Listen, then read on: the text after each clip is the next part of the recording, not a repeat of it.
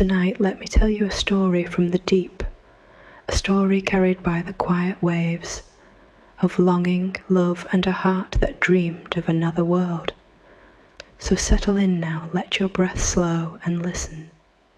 Far beneath the surface of the sea, where the water is clear as glass and the sunlight dances in soft ribbons, there stood a kingdom. It was a place of quiet beauty.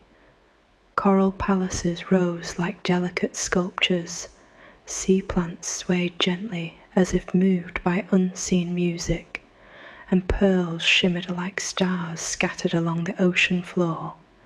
In this underwater world lived the Sea King and his 6 daughters. Each of the princesses was beautiful, but the youngest was the most enchanting of all. Her voice was softer than any melody, her eyes deeper than the sea itself, and her heart was filled with a quiet curiosity. While her sisters delighted in jewels and songs, the youngest mermaid often sat alone, listening to stories of the world above, of the sky, of the wind, of human life, and most of all, of the immortal soul. You will rise to the surface when you turn 15, her grandmother told her. Then you may see the world for yourself. And so the little mermaid waited. Part 2. The first glimpse of the world above.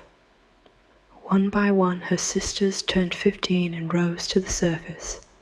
Each returned with stories of sunsets painted in gold and crimson, of ships gliding across the waves, of music, laughter, and distant lights.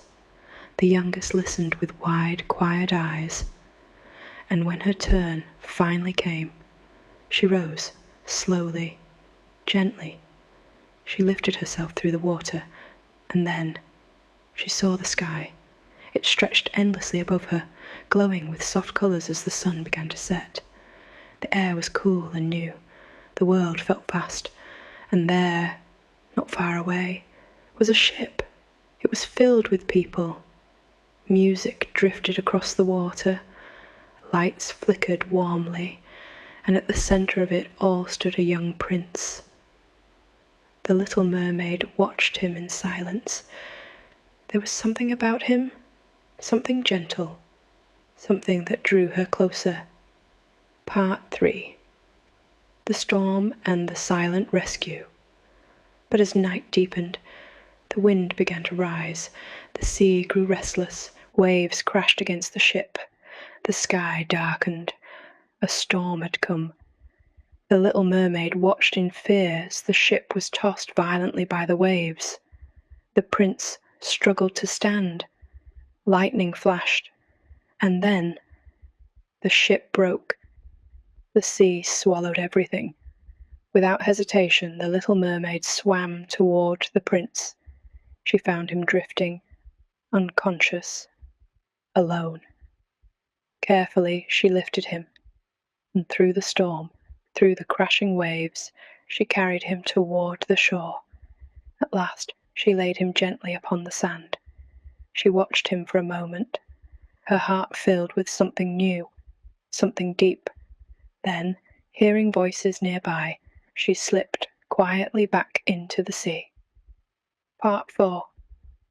A heart that could not forget. From that day on, the little mermaid could not forget the prince. She returned again and again to the place where she had saved him. She listened to the wind, to the waves, hoping to hear something of him. At last she went to her grandmother. "If humans do not drown," she asked, "do they live forever?" Her grandmother shook her head gently. "No," she said. "They live shorter lives than we do, but they have something we do not." "What is it?" asked the little mermaid. "A soul," her grandmother said. "When their life ends, their soul lives on." The little mermaid grew very still. "I would give all my years in the sea," she whispered, "to have a soul, and to be with him." Part 5. the price of becoming human. And so, she made a choice. Far from the palace, in a dark and shadowed place beneath the sea, there lived a sea witch. The little mermaid went to her. "I know what you want," said the witch. "You wish to be human, to win the prince, and to gain a soul." The mermaid nodded. "I will help you," said the witch, "but it will cost you." "What must I give?" the mermaid asked. "Your voice," said the witch. The little mermaid's heart trembled. Her voice? Her most beautiful gift. And more, the witch continued. "Every step you take on land will feel like walking on sharp knives.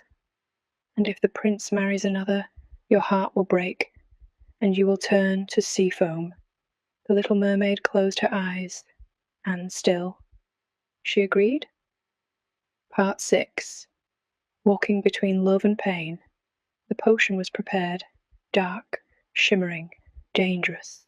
The little mermaid drank it, and as she rose to the surface, the world began to change.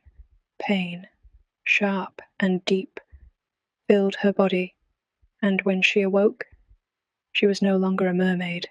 She had legs. The prince found her on the shore. He lifted her gently, and though she could not speak, he cared for her. He kept her close. He smiled at her. But he did not love her as she loved him. Part 7. The love that was not returned. Days passed. The little mermaid walked beside him, each step filled with quiet pain. She danced for him. She smiled. She stayed near. But the prince spoke often of another. "The girl who saved me," he said. "I must find her. And soon." He believed he had. A princess from another land. The little mermaid knew the truth, but she could not speak. And so, the prince married another. Part 8. Her choice beyond love. That night, as the wedding celebrations faded, the little mermaid stood alone by the sea. The waves whispered softly.